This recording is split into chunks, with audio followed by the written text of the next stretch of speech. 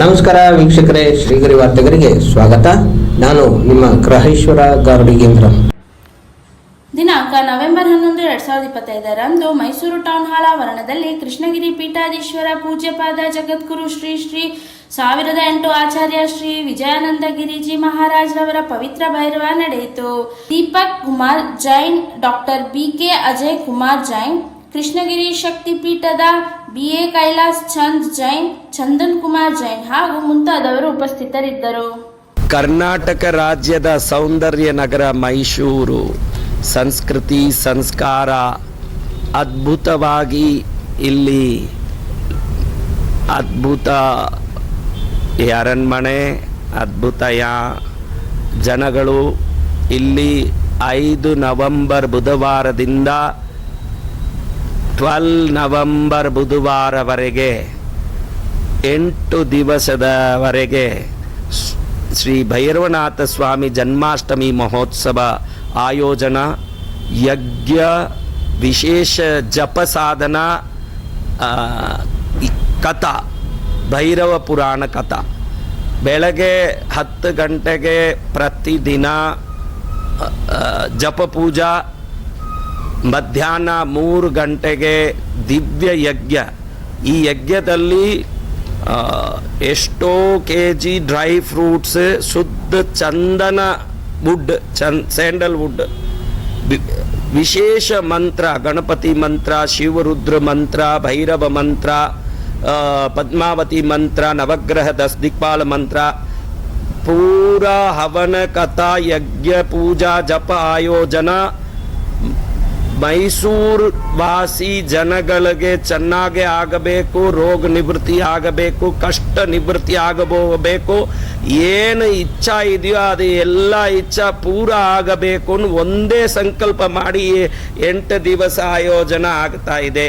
ಎಲ್ಲರೂ ಬಂದು ಈ ದಿವ್ಯ ಯಜ್ಞದಲ್ಲಿ ಉಪಸ್ಥಿತಿ ಮಾಡಿ ಚೆನ್ನಾಗಿ ಆಶೀರ್ವಾದ, ಭೈರವನಾಥ ಸ್ವಾಮಿ ಆಶೀರ್ವಾದ ತಗೊಂಡು ಜೀವನಗೆ ಸರ್ವೋತ್ತಮ ಹಾಕಬೇಕು ಹೇಳಿ ಎಲ್ಲರಿಗೆ ನಾನು ನಿವೇದನ ಮಾಡ್ತೀವಿ. ನಾನು ಕೃಷ್ಣಗಿರಿ ಪೀಠಾಧೀಶ್ವರ ವಸಂತ ವಿಜಯಾನಂದಗಿರಿ ಮಾತ್ರ ಕರ್ನಾಟಕ ರಾಜ್ಯದ ಶುಭ, ಕನ್ನಡ ಭಾಷಾದ ಶುಭ, ಕನ್ನಡ ಭಾಷಿ ಲೋಕ ಜನಗಳದ್ದು ಶುಭ ಆಗಬೇಕು ಅನ್ನೋ ಸಂಕಲ್ಪ ಮಾಡಿ ಯಜ್ಞ ಮಾಡ್ತಾ ಇದ್ದೀವಿ. ಎಲ್ಲರೂ ಬರಬೇಕು, ಅವಶ್ಯ ಈ ಆಶೀರ್ವಾದ ತಗೊಂಡು ಭೈರವನಾಥದ ದಿವ್ಯ ಅತಿಶಯ ಚಮತ್ಕಾರ ನೋಡಬೇಕು. ಏನೋ ರೋಗ ಇದೆ, ಏನೋ ಕಷ್ಟ ಇದೆ ಅಂದರೆ ನಿಶ್ಚಿತ ಈ ಯಜ್ಞ ಪೂಜಾನಲ್ಲಿ ಕೂತ್ಕೊಳ್ಳಿದ್ರೆ ನಿಶ್ಚಿತವಾಗಿ ನಿವೃತ್ತಿ ಆಗ್ತಾ ಇದೆ. ಬಂದು ಆಶೀರ್ವಾದ ತಗೊಳ್ಳಿ. ಭೈರವನಾಥ ಕೃಪಾ ಈ ಭೂಲೋಕದಲ್ಲಿ ಅತಿ ವಿಶೇಷ ಕೃಪಾ. ಶಿವ ಅವತಾರ ಭೈರವನಾಥ, ಕನ್ನಡ ರಾಜ್ಯದಲ್ಲಿ ಚಾಮುಂಡೀಶ್ವರಿ ಶಿವ ಅವತಾರ ಭೈರವದ ಮಹಾಶಕ್ತಿ ಇದೆ. ಈ ಶಕ್ತಿದ ಲಾಭ ತಗೊಂಡು ಜೀವನಕ್ಕೆ ಧನ್ಯ ಮಾಡಿ ಅನ್ನ ನಿವೇದನೆ ಮಾಡ್ತೀವಿ. ಕರ್ನಾಟಕ ಮಾತೆ ಭುವನೇಶ್ವರಿಗೆ, ಮೈಸೂರಿನ ಮಾತೆ ಚಾಮುಂಡೇಶ್ವರಿಗೆ ಮೊಟ್ಟ ಮೊದಲನೇದಾಗಿ ನಮಸ್ಕಾರವನ್ನು ಮಾಡ್ತಾ, ಸ್ಮರಣೆಯನ್ನು ಮಾಡ್ತಾ, ಇವತ್ತು ಕೃಷ್ಣ ಭಂಜನ ಕಷ್ಟ ಭಂಜನ ಭೈರವ ಜನ್ಮಾಷ್ಟಮಿ ಕಾರ್ಯಕ್ರಮಕ್ಕೆ ನಮ್ಮ ನೆರೆಯಂಥ ತಮಿಳುನಾಡಿನ ಕೃಷ್ಣಗಿರಿಯಿಂದ ಬಂದಂಥ ಜಗದ್ಗುರು ಶ್ರೀ ಶ್ರೀ ಶ್ರೀ ವಸಂತ ವಿಜಯಾನಂದ ಗಿರಿಜಿ ಮಹಾರಾಜರವರು ಈ ಒಂದು ದೊಡ್ಡ ನಮ್ಮ ಬೇಡಿಕೆಯನ್ನು ಸ್ವೀಕಾರ ಮಾಡಿ ಮೈಸೂರು ನಗರಕ್ಕೆ 8 ದಿನಗಳ ಕಾಲ ಇದೊಂದು ಅವಕಾಶವನ್ನು ಕೊಟ್ಟಿದ್ದಾರೆ. ಈ ಅವಕಾಶದಲ್ಲಿ ಅವರು ಇಡೀ ಕರ್ನಾಟಕ ರಾಜ್ಯಕ್ಕೆ ಒಳ್ಳೆಯದಾಗಲಿ, ಸುಖ ಶಾಂತಿ ನೆಮ್ಮದಿ, ಎಲ್ಲರಿಗೂ ಐಶ್ವರ್ಯ ಬರಲಿ, ಕಷ್ಟ ಸುಖಗಳ ಪರಿಹಾರ ಆಗಲಿ, ಪ್ರತಿಯೊಂದು ರೀತಿಯಲ್ಲಿ ಎಲ್ಲ ಪ್ರಕಾರದ ಸುಖವನ್ನು ಕೊಡೋದಕ್ಕೋಸ್ಕರ ಮಂತ್ರ ಸಾಧನೆಯನ್ನು ಮಾಡಿ ಅವರು 1008 ಮಂತ್ರವನ್ನು ಎಡಬಿಡದೆ 1 ಸೆಕೆಂಡ್ ಅಂತರ ಇಲ್ಲದೆ ಅವರು ಹೇಳುವಂಥ ಒಂದು ಇದು ಇದೆ. ರೆಕಾರ್ಡ್ ಮಾಡಿಕೊಂಡು ನೀವು ಹೋಗಿ ಪುಸ್ತಕದಲ್ಲಿ ನೋಡಿದಾಗ ಅದೇ ಸೀರಿಯಲಲ್ಲಿ ಅವರು ಮಾತಾಡುವಂಥ ಇಂಥ ಕಾರ್ಯಕ್ರಮದಲ್ಲಿ ತಾವೆಲ್ಲ ಬಂದಿದ್ದೀರಿ. ತಮ್ಮೆಲ್ಲರಿಗೂ ಸಹ ಹಾರ್ದಿಕ ಸುಸ್ವಾಗತವನ್ನು ಕೋರ್ತೇನೆ. ಮೊದಲನೇದಾಗಿ. ಎರಡನೇದಾಗಿ, ಒಂದು ಸಾಮಾನ್ಯ ಕುಟುಂಬದಿಂದ ಹುಟ್ಟಿ ತಮ್ಮದೇ ಆದಂಥ ಒಂದು ಸಾಮರ್ಥ್ಯ, ಶಕ್ತಿಯಿಂದ, ಶ್ರದ್ಧೆಯಿಂದ ದೇವರ ಭಕ್ತಿಯನ್ನು ಮಾಡ್ತಾ ಅವರು ಈ ಒಂದು ಸಣ್ಣ ಗುರುಗಳಾಗಿ ಮೊದಲು ಬೆಳೆದರು. ಆಮೇಲೆ ಅವರ ನಂತರ ಅವರ ಮನೆಯಲ್ಲೇ ಒಂದು ಪೂಜೆಗಳಾಗ್ತಾ ಇತ್ತು. 100 kg ಕುಂಕುಮಗಳು ತಾನಾಗಿ ತಾನೇ ಬರ್ತಾ ಇತ್ತು. ಆದರೆ ಆಮೇಲೆ ಅದನ್ನು ಭೂಮಿ ತಗೊಂಡ್ರು. ಆ ವಿಷಯವನ್ನೆಲ್ಲ ನಮ್ಮ ಸಂಕೇಶ್ ಅವರು ಮುಂದಕ್ಕೆ ಹೇಳಿದ್ದಾರೆ. ಆ ವಿಷಯದಲ್ಲಿ ಹೇಳೋದಾದರೆ ಅವರು ಬರೀ ಸಾಮಾನ್ಯವಾಗಿ ಹೈಸ್ಕೂಲ್ ಓದಿದಂಥ ಒಬ್ಬ ಸಾಮಾನ್ಯ ಸ್ಟೂಡೆಂಟು. ಆದರೆ ಇಂಥದ್ರಲ್ಲಿ ಅವರು ಸಾಧನೆಯನ್ನು ಮಾಡಿ ಸರಸ್ವತಿಯ ಕೃಪೆಯಿಂದ ಇವತ್ತು 25-30 ಭಾಷೆಗಳನ್ನು ಸರಳವಾಗಿ ಮಾತಾಡ್ತಾರೆ. ಹಿಂದಿ, ಕನ್ನಡ, ಕನ್ನಡದ ಬಗ್ಗೆ ಅವರು ಎಷ್ಟು ಚೆನ್ನಾಗಿ ಮೊದಲನೇ ದಿನ ಮಾತಾಡಿದರು. ಭಾರತೀಯ ಸಂಸ್ಕೃತಿಯಲ್ಲಿ ಕನ್ನಡವನ್ನು ಎತ್ತಿ ಹಿಡಿದು ಕನ್ನಡಕ್ಕೋಸ್ಕರ ಏನೇನು ಮಾಡಿದ್ದಾರೆ, ಕನ್ನಡದ ಇತಿಹಾಸವನ್ನು ಹೇಳಿ ತುಂಬ ಸುಂದರವಾದಂಥ, ಸಹಜವಾದಂಥ, ಸರಳವಾದಂಥ ಭಾಷೆಯಾಗಿದೆ ಅಂತ ಹೇಳಿ ಅವರು ಹೇಳ್ತಾ ತುಂಬ ಚೆನ್ನಾಗಿ ಸಂತೋಷಪಟ್ಟರು. ಅವರು ಕನ್ನಡ ಅಂದರೆ ಅವರಿಗೆ ಭಾಷೆಗಳು ಬಂದಿದ್ದೆಲ್ಲ ಸರಸ್ವತಿಯ ಸಾಧನೆಯಿಂದ. ಈ ಸಾಧನೆಯಿಂದ ತಗೊಂಡಿದ್ದಾರೆ. ಅವರು ಪುಸ್ತಕ ಓದಿ ತಿಳ್ಕೊಂಡಿಲ್ಲ. ಇಂಥ ಒಂದು ಮಂತ್ರವನ್ನು ನಾವು ಪುಸ್ತಕ ಕೈದು ಹಿಡ್ಕೊಂಡ್ರೂ ಸಹ 108 ಹೆಸರುಗಳನ್ನು ಹೇಳೋದಕ್ಕೆ 108 ತಪ್ಪಾಗುತ್ತದೆ. ಆದರೆ ಇವರು ಸರಳವಾಗಿ 1008 ಮಂತ್ರಗಳನ್ನು ಒಟ್ಟೊಟ್ಟಿಗೆ ಹೇಳ್ತಾರೆ.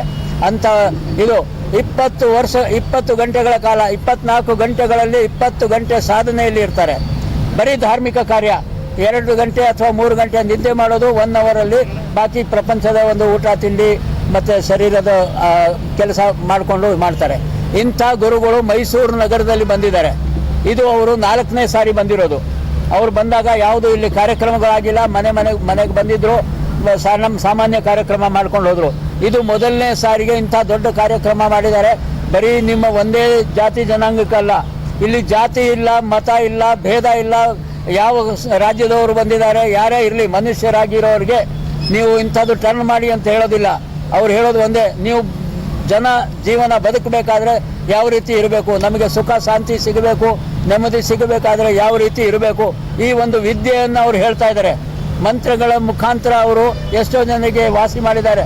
ಶಾರೀರಿಕವಾಗಿ, ದೈಹಿಕವಾಗಿ, ಬೆನ್ನು ನೋವು, ಕೈ ನೋವು, ಅದು ಇದು ಮಂಡಿ ನೋವು ಅಂಥವ್ರು ಎಲ್ಲರಿಗೂ ಸಹ ಮಂತ್ರ ಶಕ್ತಿಯಿಂದ 5 ಸೆಕೆಂಡ್ನಲ್ಲಿ ವಾಸಿ ಮಾಡಿದ್ದಾರೆ. ಅಂಥ ಒಂದು ಪ್ರತಿಭಾವಂತ ಗುರುಗಳು ಪ್ರತಿ ಬಾರಿ ಬರ್ತಾರೆ ಅಂತ ನಾನು ಬರೋದಿಲ್ಲ ಅಂತ ನೆಗೆಟಿವ್ ಮಾತಾಡೋದಿಲ್ಲ. ನಾನು ಸಕಾರಾತ್ಮಕವಾಗಿ ಹೇಳೋದಾದರೆ ಬಹಳ ಕಷ್ಟ ಕೆಲಸ. ಖಂಡಿತ ಅವರನ್ನ ಇನ್ನೂ ಸಾರಿ ಬರಮಾಡ್ಕೊಳ್ಳೋಣ. ಆದರೆ ಬಂದಿದ್ದನ್ನು ಇವತ್ತು 7ನೇ ದಿನ, 6 ದಿನಗಳ ಕಾಲ ಸತತವಾಗಿ ಸಾವಿರಾರು ಜನ ಡೈಲಿ ಬಂದು ಭಕ್ತಿ ಮಾಡ್ಕೊಂಡು ಹೋಗಿದ್ದಾರೆ. ರಾತ್ರಿನೂ ಕಾರ್ಯಕ್ರಮದಲ್ಲಿ ಅವ್ರಿಗೆ ಸಾಕು ಅಂತ ಹೇಳುವಷ್ಟು ನಾವೇ ನಿಲ್ಲಿಸಬೇಕು ಹೊರತು ಅವರು ಸತತವಾಗಿ ಮಾತಾಡ್ತಾ ಇರ್ತಾರೆ. ಅಂಥದ್ರಲ್ಲಿ ಅವರು ಬಂದಿದ್ದಾರೆ. ತಾವೆಲ್ಲರಿಗೂ ಸಹ ಕನ್ನಡ ನಾಡಿನ ಜನತೆಗೆ, ವಿಶೇಷವಾಗಿ ಮೈಸೂರಿನ ಮಹಾಜನತೆಗೆ ನಾವು ಈ ಸಂದರ್ಭದಲ್ಲಿ ಕೃಷ್ಣ ಕಷ್ಟಭಂಜನ ಭೈರವ ಜನ್ಮಾಷ್ಟಮಿಯ ಸಂದರ್ಭದಲ್ಲಿ ಎಲ್ಲರಿಗೂ ಸುಸ್ವಾಗತವನ್ನು ಮಾಡ್ತಾ 2 ದಿನಗಳ ಕಾಲ ಉಳಿದಿದೆ, 11 ಮತ್ತು 12. ಅದನ್ನು ಸದುಪಯೋಗ ಪಡಿಸ್ಕೊಳ್ಳಿ. ಎಲ್ಲರೂ ಕೃಷ್ಣಗಿರಿಗೆ ಹೋಗೋದಕ್ಕೆ ಸಾಧ್ಯವಾಗದೇ ಇರಬಹುದು. ಮೈಸೂರಿಗೆ ಬಂದಿದ್ದಾರೆ, ನದಿ ಎಲ್ಲಿ ಬಂದಿದೆ, ಗಂಗಾ ನದಿ, ಸೇವನೆ ಮಾಡಿ ತುಂಬ ಲಾಭವನ್ನು ಪಡ್ಕೊಳ್ಳಿ ಅಂತೇಳಿ ಈ ಮೂಲಕ ನಾನು ಎಲ್ಲ ಜನತೆಗೆ ಪ್ರಾರ್ಥನೆಯನ್ನು ಮಾಡ್ತೇನೆ. ಇದರ ಉಪಯೋಗವನ್ನು ಪಡ್ಕೊಳ್ಳಿ. ಇಲ್ಲಿ ಯಾರು ಭಯ ಪಡ್ಕೋದು, ಸಂಕೋಚ ಪಡ್ಕೊಳ್ಳೋಂಥ ಅವಶ್ಯಕತೆ ಇಲ್ಲ. ಯಾರು ಬೇಕಾದರೂ ಬರ್ಬೋದು. ಅವ್ರಿಗೆ ಜಾತಿ ಕೇಳೋದಿಲ್ಲ. ಅವರು ಮನುಷ್ಯರಾಗಿ ಮನುಷ್ಯತೆಯಿಂದ ಬಂದರೆ ಸಾಕು, ಅವ್ರಿಗೆ ನಾವು ಕೊಂಡಾಡ್ತೀವಿ. ನಲ್ಲಿ ಕಾರ್ಯಕ್ರಮ ಆಗ್ತಾ ಇದೆ. ಬೆಳಗ್ಗೆ 10 ಗಂಟೆಯಿಂದ 1 ಗಂಟೆ ತನಕ ಪೂಜೆ ಆಗ್ತದೆ. ಅದರಲ್ಲಿ ಭಕ್ತಾದಿಗಳು ಬಂದು ಪೂಜೆ ಮಾಡ್ತಾರೆ. 3:30 ಹಿಡಿದು 7 ಗಂಟೆ ತನಕ ಹೋಮ ಆಗ್ತದೆ, ಯಜ್ಞ ಆಗ್ತದೆ. ಈ ಯಜ್ಞದಲ್ಲಿ ಬಹಳ ಪ್ರಭಾವಶಾಲಿಯಾದಂಥ ಯಜ್ಞ ಆಗ್ತಾ ಇದೆ.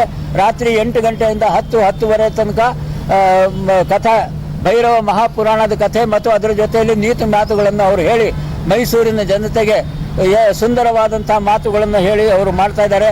ಈಗಾಗಲೇ ಗಣೇಶ ಪೂಜೆ, ಮಹಾಲಕ್ಷ್ಮಿ ಪೂಜೆ, ಮಹಾಸರಸ್ವತಿ ಪೂಜೆ, ಧನ್ವಂತರಿ ಪೂಜೆ, ಹನುಮಂತನ ಪೂಜೆ ಅಂದರೆ ಆಂಜನೇಯ ಸ್ವಾಮಿ ಪೂಜೆ, ಚಾಮುಂಡೇಶ್ವರಿ ಪೂಜೆ. ಇಲ್ಲಿ ಜಾತಿ ಅಂತ ಇಲ್ಲ. ಅವರು ದೇವರು, ನಾವು ಮನುಷ್ಯರು ಅಷ್ಟೇ. ನೀವು ಯಾವ ಜಾತಿಯಲ್ಲಿ ಹುಟ್ಟಿದ್ರೆ ನಿಮ್ಮ ಮನೆಯಲ್ಲಿ ನಿಮ್ಮ ಕೆಲಸವನ್ನು ಮಾಡ್ಕೊಳ್ಳಿ. ಆದರೆ ಇಲ್ಲಿ ಮನುಷ್ಯರಾಗಿ ಒಬ್ರಿಗೊಬ್ಬರು ಪ್ರೀತಿಯಿಂದ ಮಾತಾಡಿ. ಮತ್ತು ಇನ್ನೊಂದು ನಾನು ಹೇಳೋದಾದರೆ, ನನಗೆ ಹಿಂದಿನ ಜನ್ಮದಲ್ಲಿ ನಾವು ಎಲ್ಲಿದ್ವಿ ಯಾರಿಗೂ ಗೊತ್ತಿಲ್ಲ. ನಾವು ಜನ್ಮಾಂತರವನ್ನು ನಂಬಿರುವಂಥ ಜನ, ಭಾರತೀಯ ಜನ, ಭಾರತೀಯ ಸಂಸ್ಕೃತಿ. ಮುಂದಿನ ಜನ್ಮದಲ್ಲಿ ನಾವು ಎಲ್ಲಿ ಹೋಗ್ತೀವಿ ಅನ್ನೋದು ನಮಗೆ ಗೊತ್ತಿಲ್ಲ. ಈ ಜನ್ಮ ಸಿಕ್ಕಿದೆ, ನಾವು ಮನುಷ್ಯರಾಗಿದ್ದೀವಿ. ನಾವು ಯಾವುದೇ ಎಲ್ಲಿಂದ ಆದರೂ ಬಂದಿರಲಿ, ಯಾರಾದರೂ ಇರಲಿ, ಯಾರೂ ಆಕಾಶದಿಂದ ಬಿದ್ದಿಲ್ಲ. ಭೂಮಿಯಿಂದ ಹೊರಗಡೆ ಬಂದಿಲ್ಲ, ಎಲ್ಲರೂ ತಾಯಿ ಹೊಟ್ಟೆಯಿಂದಾನೇ ಬಂದಿರೋರು. ಸೊ ಅದಕ್ಕೋಸ್ಕರ ಅಣ್ಣ ತಮ್ಮಂದಿರ ಥರ ಪ್ರೀತಿಯನ್ನು ಇಟ್ಕೊಂಡು ತಾವು ವಿಶ್ವಾಸವನ್ನು ಬೆಳೆಸಿ ಈ ಜನ್ಮವನ್ನು ಸಾರ್ಥಕ ಮಾಡ್ಕೋಬೇಕು, ಒಬ್ಬರಿಗೊಬ್ಬರು ಸಹಾಯ ಮಾಡುವಂಥ ಕಾರ್ಯ ಮಾಡಬೇಕು ಅಂಥೇಳಿ ಅನೇಕ ಮಾತುಗಳಿದೆ. ನಾನು ಬರೀ ಸೂಕ್ಷ್ಮವಾಗಿ ಹೇಳಿದ್ದೀನಿ. ಸ್ವಾಮೀಜಿಯವರ ಬಾಯಿಂದ ನಾವು ಕೇಳೋಣ. ಮತ್ತು ಅವರ ಸಾಂಸಾರಿಕ ಪುತ್ರ ಇವರು ಸಂಕೇಶ್ ಅಂತೇಳಿ ಒಬ್ಬರು ಮಗಳು, ಅಂದರೆ ಅವರು ತ್ಯಜಿಸ್ಬಿಟ್ಟಿದ್ದಾರೆ, ಅವ್ರು ಯಾವುದಕ್ಕೂ ಅಟ್ಯಾಚ್ಮೆಂಟ್ ಇಲ್ಲ. ಆದರೆ ಇರೋದನ್ನು ಹೇಳಲೇಬೇಕು. ಆಗಿನ ಇದರಲ್ಲಿ ಕೋಮಲ್ ಅವರು ಬಂದಿದ್ದಾರೆ, ಅವರ ಗುರುಜಿಯವರು ಶ್ರೀಮತಿಯವರನ್ನು ಸಹ ಬಂದಿದ್ದಾರೆ. ಅವ್ರಿಗೂ ಸಹ ನಾವು ಸಾಷ್ಟಾಂಗ ನಮಸ್ಕಾರಗಳನ್ನ ಹೇಳ್ತೀವಿ. ಯಾಕೆಂದರೆ ಅವರು ಬಿಟ್ಟು ಕೊಡದೇ ಇದ್ದಿದ್ರೆ ಇವರು ಸ್ವಾಮೀಜಿ ಆಗ್ತಾ ಇರಲಿಲ್ಲ. ಇವರು ಸ್ವಾಮೀಜಿ ಆಗಬೇಕಾದ್ರೆ ಅವರು ಒಂದು ತಪಸ್ಸು, ಅವರ ತ್ಯಾಗ ಬಹಳ ಮುಖ್ಯ. ಅದನ್ನು ಸಹ ನಾವು ಈ ಸಂದರ್ಭದಲ್ಲಿ ಅವ್ರಿಗೂ ಸಹ ವಂದನೆಯನ್ನು ಹೇಳ್ತಾ ತಮ್ಮೆಲ್ಲರಿಗೂ ಮತ್ತೊಮ್ಮೆ ಸುಸ್ವಾಗತವನ್ನು ಮಾಡ್ತೇನೆ. ಎಲ್ಲರಿಗೂ ಶುಭವಾಗಲಿ, ಶಾಂತಿ ಸಿಗಲಿ, ಎಲ್ಲರೂ ತುಂಬ ಚೆನ್ನಾಗಿ ಬೆಳೀಲಿ ಅಂತ ಹೇಳ್ತಾ BA ಕೈಲಾಸ್ ಚಂದ್ ಜೈನ್ ಆದ ನಾನು ಮೈಸೂರಿನವನೇ. ಮೈಸೂರಿನಲ್ಲಿ ಹುಟ್ಟಿ ಇಲ್ಲೇ ನಾವು ವ್ಯವಸಾಯವನ್ನು ಮಾಡ್ತಾ ಇದ್ದೀವಿ. ಇಲ್ಲಿ ಕನ್ನಡದ ನೆಲದಲ್ಲಿ ಜಲ, ವಾಯು, ಆಹಾರವನ್ನು ಸೇವಿಸಿ ಜನರ ಜೊತೆಯಲ್ಲಿ ಹಾಲು ಸಕ್ಕರೆ ಅಂತ ಬೆರೆಸಿ ನಾವೆಲ್ಲ ಚೆನ್ನಾಗಿದ್ದೀವಿ. ನಾನು ಮಾತಾಡೋದು ಕನ್ನಡ, ತಮಗೆ ಏನು ಡೌಟ್ ಮಾಡುವಂಥದ್ದು ಬೇಕಾಗಿಲ್ಲ. ನಾನು ಕನ್ನಡಿಗ, कन्नड़ ಭಾಷೆಯಲ್ಲೇ ಮಾತಾಡ್ತೀನಿ. मैं कृष्णगिरी पार्श्व पद्मावती शक्तिपीठ तीर्थ धाम का ट्रस्टी संकेश जैन, जहाँ से परम पूज्य जगत गुरु कृष्णगिरी पीठाधीश्वर वसंत विजयानंद गिरी जी महाराज मैसूर पधारे हैं। जगत गुरुदेव कृष्णगिरी एक अद्भुत तीर्थ है जहाँ 2 करोड़ कांच के टुकड़ों से मंदिर बना हुआ, जिसका 9 Guinness world book of records और विश्व के 600 रिकॉर्ड बने हुए ऐसे अद्भुत स्थान जहाँ 40 जीवित नाग नागिन घूमते हैं, ऐसा कृष्णगिरी तीर्थ धाम। वहाँ से जगत गुरु मैसूर में आए हुए हैं और मैसूर में कष्टनाशक भैरव जन्माष्टमी महोत्सव चल रहा है।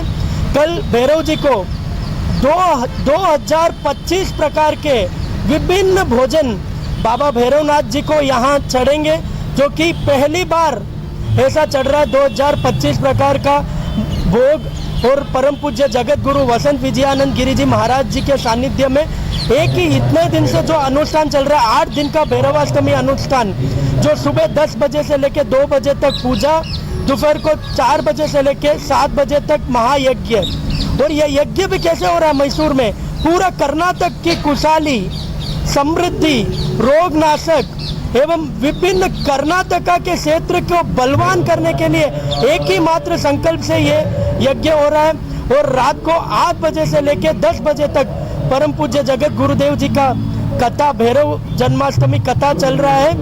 और कल नवंबर 12 2025 को बुधवार को यहाँ 2025 प्रकार के भोजन भैरव जी को चढ़ेगा। इसी संकल्प से चढ़ेगा कि जितने हमारे मैसूर के कर्नाटका के लोग हैं, उनके घर का कष्ट, रोग, उधारी, व्यापार बढ़िया हो। और इसी प्रकार के संकल्प से ये भैरव जी को ये चढ़ेगा।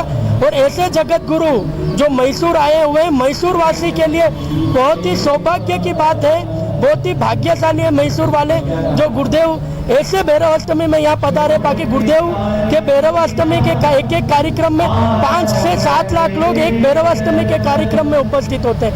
ऐसा अद्भुत कार्यक्रम यहाँ चल रहा है मैसूर में। हम सब सौभाग्यशाली है कि ऐसा विधान देखने हम सबको मिल रहा है। और गुरुदेव बनारस में 7 साल भैरव जी का साधना किए, मसान में नग्न अवस्था में, और 7.5 साल हिमाचल में और विंध्याचल के जंगलों में गुरुदेव ने साधना किया। अपने जीवन के 21 वर्ष जो जंगल, पहाड़ और गुफाओं में अपनी साधना से अपना जीवन किया। और एक ही सन में कोई भी कैसा भी रोग हो, किसी का कई 10 साल से माइग्रेन है, किसी का 10 साल से पेट दर्द, एक ही सन में आता है गुरुदेव के सामने और गुरुदेव एक मंत्र बोलते ही वो स्वतः ठीक हो जाता है। ऐसे हमारे गुरुदेव की शक्ति है। ಮೊನ್ನೆ ಅಂದರೆ ಭಾನುವಾರ ಇಲ್ಲಿ ಕೂತಿದ್ದಂಗೆ ಹೆಬ್ಬಾಳಿನ ಪ್ರಕಾಶ್ ಪಟೇಲ್ ಅಂತ ಇದ್ದಾರೆ ಒಬ್ಬರು. ಅವ್ರು ಹೇಳಿದ್ರು ನನಗೆ ಸುಮಾರು, ಯಾಕಂದ್ರೆ ಕೇಳಿದ್ರು ಯಾರಿಗಾದ್ರು ಏನು ಕಷ್ಟ ಇದೆಯಾ, ಏನಾದ್ರು ನಿಮಗೆ ಏನು ಶಾರೀರಿಕ ಪೀಡೆ ಇದೆಯಾ. ಆವಾಗ ಅವರು ಪ್ರಕಾಶ್ ನಿಂತು ಹೌದು ನನಗೆ ಸೊಂಟ ನೋವು ಇದೆ ಅಂತ ಹೇಳಿದ್ರು. ಆಯಿತು ನಿಂತ್ಕೋ, ಎಷ್ಟು ವರ್ಷದಿಂದ ಇದೆ? 10 ವರ್ಷದಿಂದ ಇದೆ. 10 ವರ್ಷದಿಂದ ಇದೆ, ಆಯ್ತು ಸರಿ. ಬಂ ಭವಾನಿ ಅಂತ ಒಂದು ಮಂತ್ರ ಅವರು ಸಿದ್ಧಿಪಡಿಸಿದ್ದಾರೆ. ಆ ಮಂತ್ರ ಹೇಳಿದ್ರು, ಉಚ್ಚಾರಣೆ ಮಾಡಿದ್ರು ಗುರುಗಳು. ಆಮೇಲೆ ಹೇಳಿದ್ರು ಈಗ ನೋಡು ಅವ್ನಿಗೆ ಸ್ವಲ್ಪ ಸೈಕಾಲಜಿ, 10 ವರ್ಷದಿಂದ ನೋವು ಇಲ್ಲ ಇದೇ ನೋವು, ಕೂತ್ಕೋ ಹೇಳು, ಕೂತ್ಕೋ ಎದ್ದೇಳು, ಕೂತ್ಕೋ ಎದ್ದೇಳು. ಅದನ್ನ 8 ಸರಿ ಮಾಡಿದಾಗ ಅವ್ನು ಹೇಳಿದ ಇಲ್ಲ ಹೋಯ್ತು. ಈಗ ಚೆನ್ನಾಗಿ ನಡೀತಾ ಇದ್ದಾರೆ. ಇದೇ ಥರ ಭೋಗಾದಿಯಿಂದ ಲೀಲಾದೇವಿ ಅಂತ ಬಂದಿದ್ದಾರೆ. ಅವರು ಹೇಳಿದ್ರು ಅವ್ರಿಗೆ ನಡೆಯೋಕ್ಕಾಗ್ತಿರ್ಲಿಲ್ಲ, ಮಂಡಿ ತುಂಬ ಇನ್ನು ಫೋಲ್ಡ್ ಮಾಡೋಕ್ಕಾಗ್ತಿರ್ಲಿಲ್ಲ, ಮಂಡಿ ಮಡ್ಸ್ಕೊಳಕ್ಕಾಗಲ್ಲ. ಅವ್ರಿಗೂ ಇದೇ ಥರ ಸುಮಾರಾಗಿದೆ.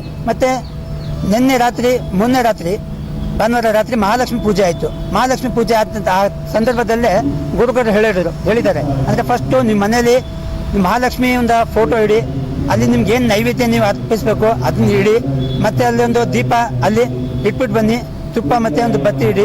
ಯಾರು ಅದನ್ನು ನೀವು ಹಚ್ಚಕ್ಕೆ ಹೋಗ್ಬಿಡಿ. ಇಲ್ಲಿ ಬನ್ನಿ, ಇಲ್ಲಿ ಪೂಜೆ ಮಾಡಿ, ಆರಾಧನೆ ಮಾಡಿ. ಯಾರು ನಿಜವಾಗ್ಲೂ ಶ್ರದ್ಧೆಯಿಂದ ಮಾಡಿದ್ದೀರಾ ಅವ್ರ ಮನೆಯಲ್ಲಿ ದೀಪ ಅದಾಗೆ ಉರಿಯುತ್ತೆ. ಅಂದರೆ ಇಲ್ಲಿ ಮಂತ್ರ ಇಲ್ಲಿ ಮಾಡ್ತೀವಿ ಟೌನಲ್ಲಿ ಮೈಸೂರಿನಲ್ಲಿ, ಆದರೆ ದೀಪ ಅಲ್ಲಿ ಉರಿಯುತ್ತೆ. ಲಂಡನ್ನಲ್ಲಾಗಲಿ ಮೈಸೂರಿನಲ್ಲಾಗಲಿ ಬೆಂಗಳೂರಲ್ಲಾಗಲಿ ಬೆಳಗಾವಿನಲ್ಲಿ ಆಗಲಿ ಇಲ್ಲಿ ಅಲ್ಲಿ ಉರಿಯುತ್ತೆ. ಆಮೇಲೆ ಇನ್ನೂ ಸ್ವಲ್ಪ ಕೇಳೋರು, ಇಲ್ಲಿ ಯಜ್ಞ ಹವನ ನಡೀತಾ ಇದೆ. ಯಜ್ಞ ಹವನ ಇಲ್ಲಿ ಟೌನಲ್ಲಿ ನಡೀತಾ ಇದೆ, ಆದರೆ ನಿಮ್ಮ ಮನೆಯಲ್ಲಿ ಹೊಗೆ ಬರುತ್ತೆ. ಅಲ್ಲೇನು ನೈವೇದ್ಯ ಅರ್ಪಿಸಿದ್ದೀರಾ, ಹಾಲು ಅರ್ಪಿಸಿದ್ದೀರಾ, ಏನು ಅರ್ಪಿಸಿದ್ದೀರಾ, ಒಬ್ಬೊಬ್ರು ಮನೇಲಿ ಒಬ್ಬೊಬ್ಬರಾದ್ರೂ ಇಡಿ. ಅಲ್ಲಿ ವಾಪಸ್ ನೀವು ಫೋನಲ್ಲಿ ಹೇಳ್ತಾ ಹೋಗಿ. ಅದನ್ನ ಲೈವ್ ಆಗಿ ನೋಡಿದ್ವಿ. ಅದು ನಮ್ಮ ಮನೆಯಲ್ಲೇ ನಾವು ಖೀರ್ ಅಂದರೆ ಹಾಲಿಂದ ಇದು ಮಾಡಿ ಬರ್ತೇವೆ, ಅದು ಕಮ್ಮಿ ಆಗಿದೆ.